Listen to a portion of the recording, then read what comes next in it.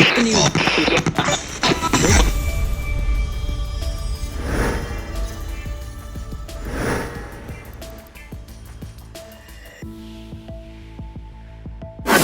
News. IFM News.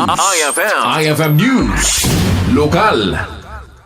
Ni Miss Crystalline Saldivar, may isang instructor, iti Mariano Marcos State University College of Business Economics and Accountancy.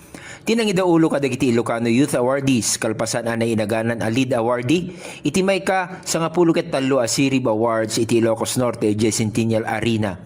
Iti pinangidaulo na iti dagop asya magasut ken 40 a Sirib Honoris na ikan ni Saldivar iti kangato na pamadayaw gapu iti pinangirepresentar na iti pagilian iti may ka 40 ket siya mga Southeast Asian and Japanese Youth Program wenno SSEAYP.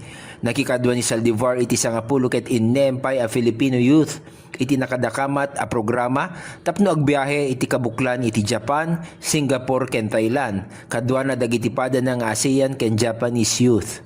Iti mensahe na inkari ni Saldivar nga agserbi iti komunidad ti Ilocos Norte uroy no binigbig na asaanen ana ilaksid ti kinalaing ti Ilocos Norte.